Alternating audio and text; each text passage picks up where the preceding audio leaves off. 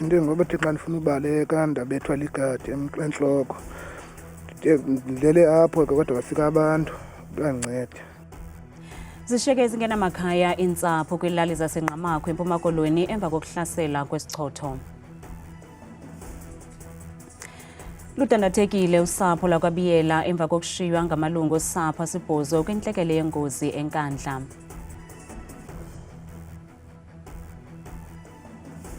Inkundla ephakamileyo yaseRhawutini ichaze njengongekho semthethweni umgaqo-nkqubo wokunikwa kwamagosa aphezulu kwisixeko saseRhawutini onogada bongezelelweyo.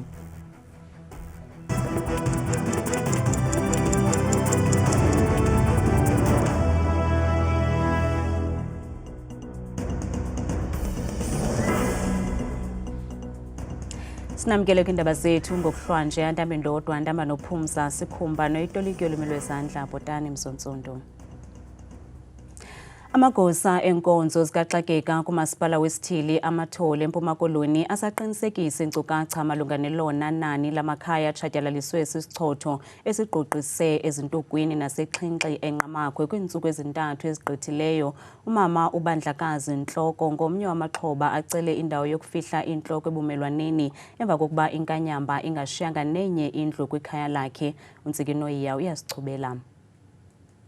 Umama uBandlakazi Ntloko ubekwa makhelwane ngethuba umzi wakhe usitshulwa zinkqwithela. Konakele endlini andinakhapathi, andinantoni, iibhedi zabantwana zifile, iingubo ukutya kuchaphazeleki, akho nto ingachaphazela nasitya sophakela. Sathuthi ndancedwa ngabahlali abafikayo. Lozo nto zishiyekileyo bezirhuqa ezinye beziyasina. Asinanto, andinakamva, andazi uba ndizawuthi ndiphila ngegranti kwamna naba baphangeli. Lo ngumzi kamama uNyandu obesesibhedlele ngethuba utshayelwa yinkanyamba umzi wakhe. Yena wonzakala ekuqaleni kukaNovemba nyakenye kwingozi yemoto. Umzukulwana obehleli yedwa usinde ngokulambisa. Ndisinde ngoba thi xa ndifuna ubaleka ndabethwa ligadi entloko. Ndilele apho ke kodwa bafika abantu bandinceda. Le ntlekele ibetha ibuyelela kulo mmandla. Yenzekile le ntlekele ngo-2010. Zimka izindlu zabantu apha kulo mhlaba sehlobo. Yaphinda yenzeka le ntlekele ngo-2016. Zimka izindlu zabantu njengoba iphindeka njengoku apha ekubhaleni konyaka. Amagosa enkonzo zikaxakeka kumasipala ombaxa weAmathole, uEskom nesebe lezokuhlaliswa koluntu kuzwelonke bathe bhazalala bambi belungisa umonakalo ngelixa umasipala eqokelela iinkcukacha ezichanekileyo watsho isithi bengumasipala namahlakani bazawusabela ukuba kwenzeka ntoni kumaxhoba esichotho sika-2010 no-2016. Sisithili okwethu into kokubana sikwazi ukuvuselela into ekuthiwa Joint Operations Committee yalapha eMnquma. Kulapho ke kukhona oceba bendawo, kube khona umeya waseMnquma nezinye inantsika i-leadership yabona yaseMnquma isebenzisana nesithili. Kuba khona ke apho sivuselele ne-sector departments amasebe athile karhulumente azawuthi ke ngoku nawo athathe inxaxheba ekuziseni uncedo olukhawulezileyo ebantwini.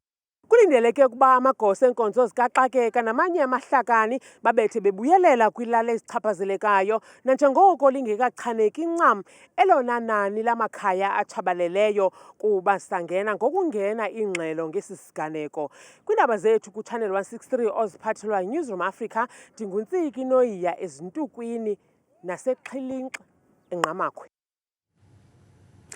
Lunqongophele usapho lakwaBiyela emva kokuswelekelwa ngamalungu asibhozo kwintlekele yengozi nehle eNkandla KwaZulu-Natal. La malungu osapho lunye besingise emtshatweni ngethuba ibhukuqa izihlandlo ezingaphaya kwe-10 iteksi ebebekhwele kuyo. Olu sapho lusadandathekile kwaye luthi akuqala ukwenzeka ingozi kumila kunje kolu sapho. Ludandathekile usapho lakwaBiyela emva kokushiywa ngamalungu osapho asibhozo kwintlekele yengozi. Ilungu losapho uSenzo Biyela lithi ukubhubha kwabantu kwingozi yemoto akuyonto yokuqala ukwenzeka kolu sapho kuba kwabhubha abantu abahlanu kwiminyaka embalwa edlulileyo. Kulukhuni kakhulu ngoba lokhu nje okwenzakalile cishe sinesikhathi sakugcina lapho kwakuhambe khona amalungu amahlanu la endweni nakhona futhi khona emndenini. Njengamanje ke sekusesizweni senkosi sonke. Kuyisilonda ngesikhulu kakhulu ukuthi lento siyathanda ukusijwayela. Siyanxusa nje uNkulunkulu afake ahlulele isandla ukho konke khona sibopha amanxeba. Yebo khona kuthanda ukuba likhona ukuthi into esingayikhohlwa kanjani le kodwa sethemba uNkulunkulu ukuthi konke into uyayidlulisa kodwa nje silimele kakhulu sisiza semahlayizeni. We're not coping at all. We are not. So we don't know. Even to arrange the funeral, we don't know what was okay. With the provincial government and then local government was assist ukuthi sibe ne mass funeral. Usenzo uthi khange kube lula ukukhupha imizimba emva kokubhukuqa kweteksi. Kodwa nje ukukhuphula ibonga kakhulu nomphakathi owawukhona lapha ukukhuphula imizimba ngendlela kwakuphansi ngayo. Ulekelele ukuthi sikwazi ukuthola amathambo ezingane zakwethu. Ukuthi siwafihle ngendlela efanele ngendlela kwakuphansi ngayo. Sibonga kakhulu umphakathi nje wasilekelele ukukhuphula imizimba ayiphansi lapha esiweni. Ukanti urhulumente KwaZulu-Natal ufake inkxaso yokulungiselela umngcwabo wamaxhoba. Umzima bukhulu kakhulu ezimeni zokufihla. Kunabantu nje ongazi ukuthi bangahlanganisa yini nani. Sibonga kakhulu uhulumeni isandla sikhiphileyo. Nakuba siyakwazi ukuthi sifihle amathambo obabamkhulu. Ngenxa kahulumeni lapho alethe khona uxhaso sibonga kakhulu. Okwangoku ayikaziwa imini yesingcwabo.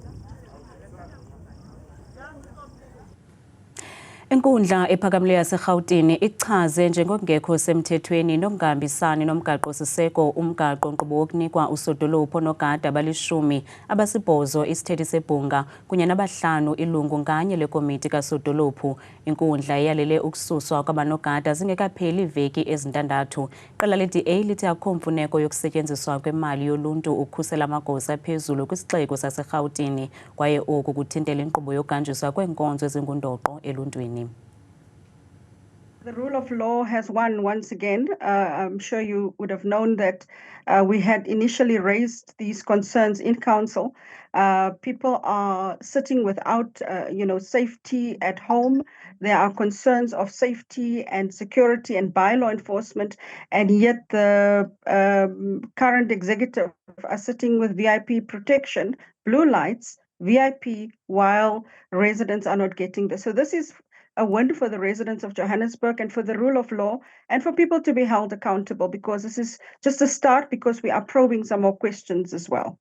We are still even have to determine how much the city opposing an unlawful decision has to cost the taxpayer or the ratepayer. So this for us is really unacceptable, that the city is willing to oppose something that is unlawful, unconstitutional and invalid, despite us raising this inside the council chambers through the Section 79 and still causing additional money to go to court for something that is as irregular as this. Ukanti umbutho weAuta utyhola amagosa kulo masipala wesixeko saseGauteng ngokungabeki phambili imfuno zoluntu. It is so sad that political parties and civil society and others have to use the courts to overturn decisions of this nature. It shows that we have a local government here in Johannesburg that is out of touch with reality, that's out of touch with the needs of the people. There are prescripts of how many guards they can have, and no one's denying that they may need some security, but that was very excessive.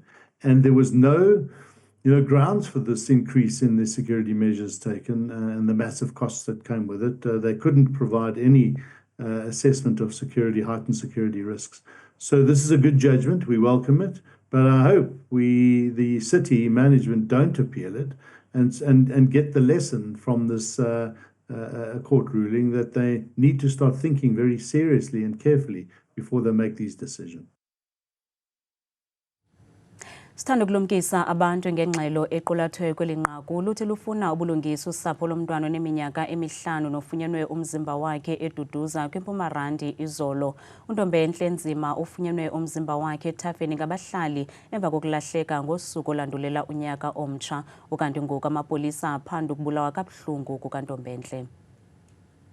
Umama wentwazana eneminyaka emihlanu budala umzimba wayo ufunyenwe eBlue Gum View eDuduza uthi akazange akholelwe amehlo wakhe ngethuba ebona umzimba womntwana wakhe ekutyholwa ukuba udlwengulweze wahlatywa wabhubha. Vele lana bamsikile la entameni uvulekile vele la iside lonke lelaka left ubhodokile. Angazi ukube bamcindezele kuphi ishoti yakhe lebe kayigcokile bovu beyinegazi. So like mina mangize ngithi akusuye vele ngiphike because like nangisekalele lapha ngapha unomhlabathi angazi kwenzakaleni but ishoti yakhe nale tekaligcokile bezinegazi. Ngathathi ngimvule ngibona ukuthi angisho abantwana bathi bayabajontsa babasika amalimi yena mangimbheka uphelele.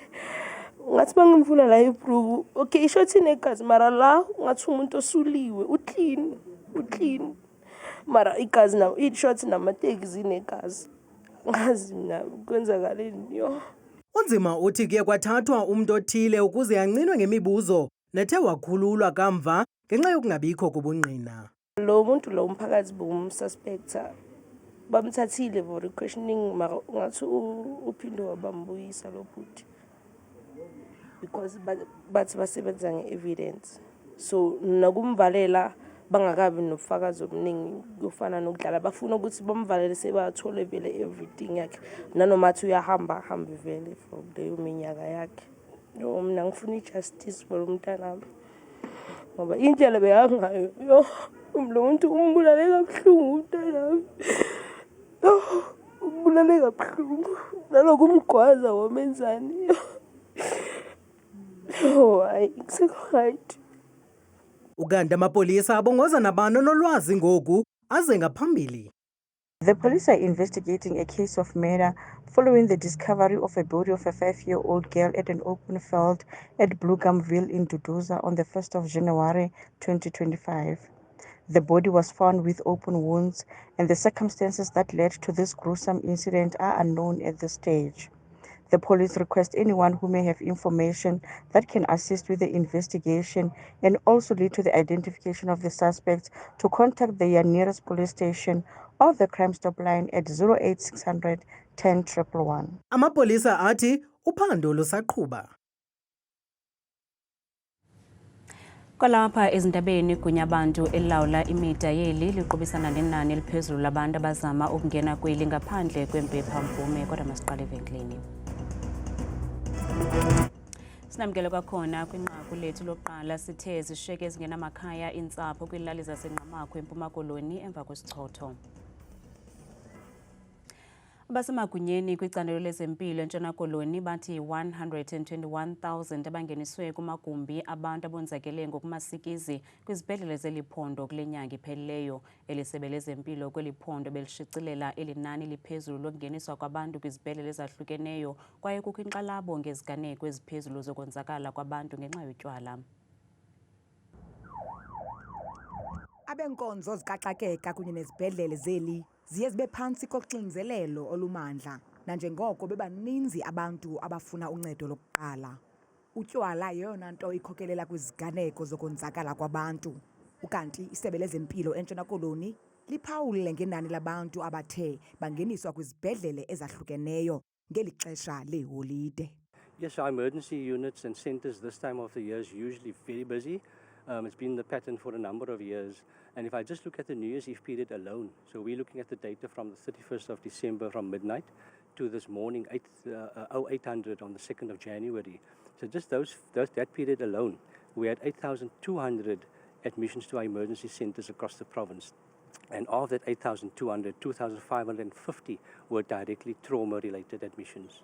Owona nobangela wezi ziganeko nezikhokelela ekonyukeni kwalamanani yintoni kanye kanye? So unfortunately, the irresponsible use of alcohol, I'd say, is a massive contributing factor.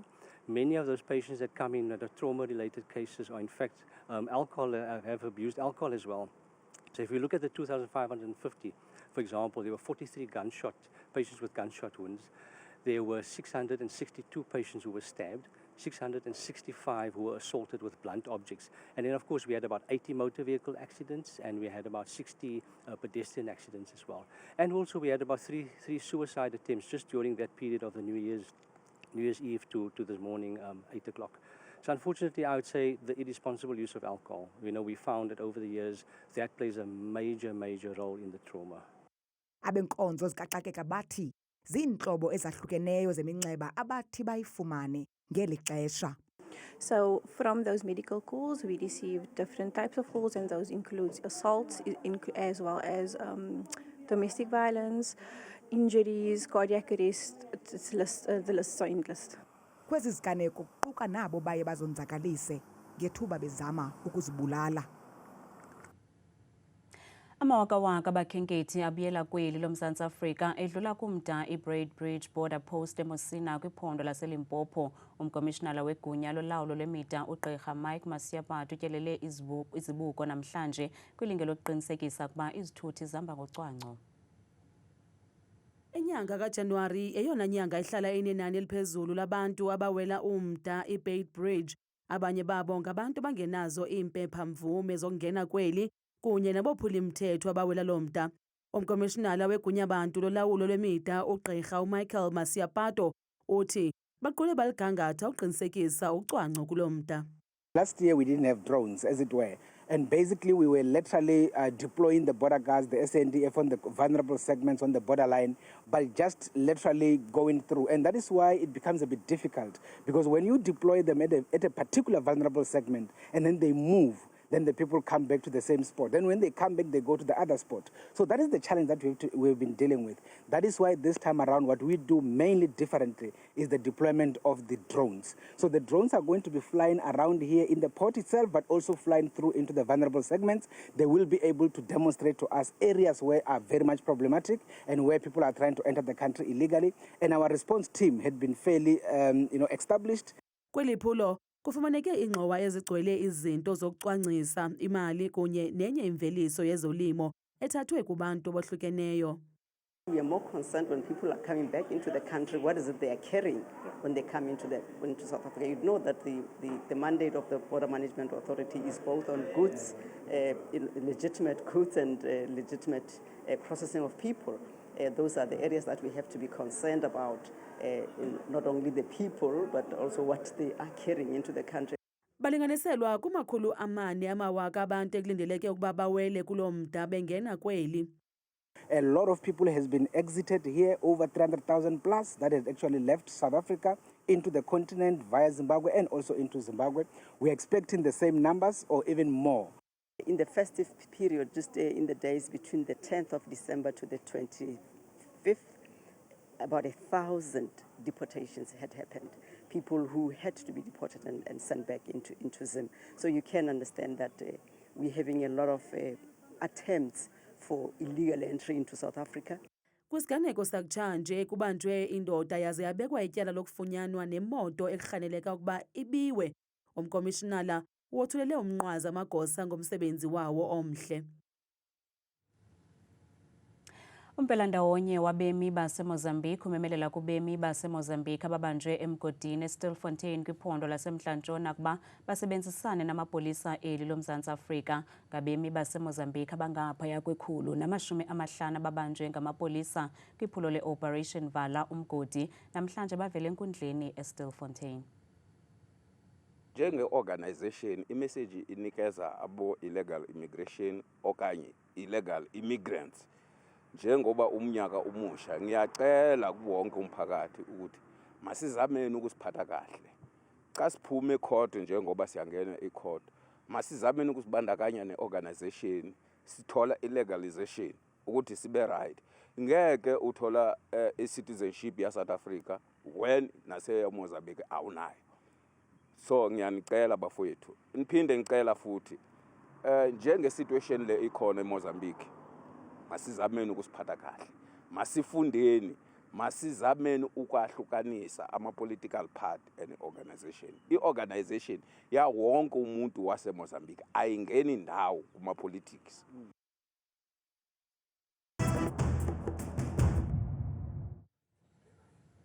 Ubuyela kwi-Betway Premiership uMoshin Ichugral emva kweminyaka emihlanu. Ichugral uza kuba ngumqeqeshi weqela leCape Town City ze aphinda lawula indlela eliqela ezakudlala ngayo ukuya phambili. Ubuyela ka-Ichugral eKapa kuzemva kokushenxa kuka-Eric Tinkler kweli qela. UTinkler uchithe isizini ezintathu kweli qela ziwakhululwa emva kokungadlali kwalo kakuhle. Kanti Ichugral uza kuxhuzula imikhala njengomqeqeshi de kuphele le season. Masiphosa amehlo kwimozulu nesiyiphathelwe ngithabile Makhaphela.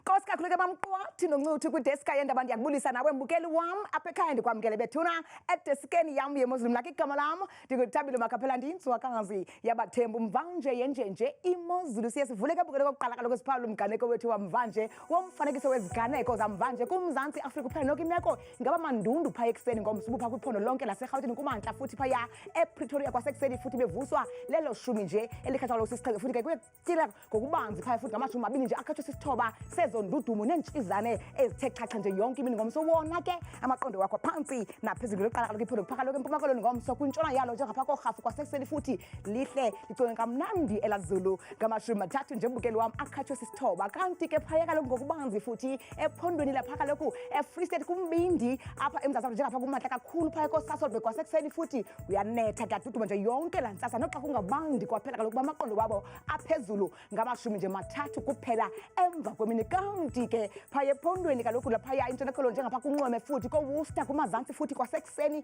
bevusa lo lashumi nje likhathwa sithandathu futhi kuyathisa ngokuqatha napha ko-Oudtshoorn qabaqaba nje ngamafu phaya eGeorge ngeshumi nje nesixhenxe kanti bukele ekhaya sihlabule ngomgama ngokubanzi futhi phaya ephondweni eliphaya lona eNorthern Cape ngomso kwakhona futhi ngaphaya ko-Alexandra Bay ekuseni bevuka kaloku kwakhona futhi ngelashumi nje likhathwa sithandathu kusekuthi napha ko-Upington noxa kunetha ekuseni ngamashumi mabini nje abe lesihlanu bukele ekhaya yenjenje kaloku imozulu phaya ephondweni laseNorthwest ngomso kwintshona lapho nakumazantsi futhi Moruleng kwasekuseni pha bevuswa kwakhona futhi yingqatsini yamashumi amathathu akhathwa sisine napha koBloemhof kusanetha nje yonke laa mini ngomso bona benjenje phaya ephondweni laseRhawutini apho sikhoyo ngalo mzuzu amazantsi nakwimpuma yalo njengapha kwincam yelapho Johannesburg eSoweto Germiston napha kaloku koThembisa kuyanetha kwasekuseni phaya ngelashumi elikhathwa sisithandathu bona ke benjenje phaya ephondweni lekumantla apha eMzantsi elophondo bukele ekhaya kuseLimpopo kwintshona yalo njengapha kaloku koThabazimbi kwasekuseni futhi zintshizana kuyafefa nje yonke la ntsasa napha kaloku kobilabile ekuseni futhi ngala 20 degrees sehle njalo ngokubanzi phaya ephondweni lasempumalanga ngomso njengapha kwimpuma yelaphondo esikhukhuza kwasekuseni futhi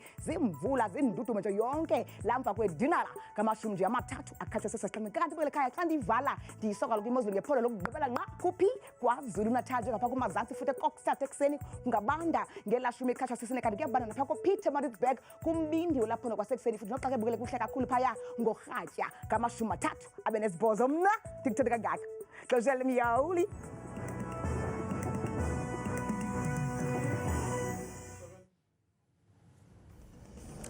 Kamnandi mawethu.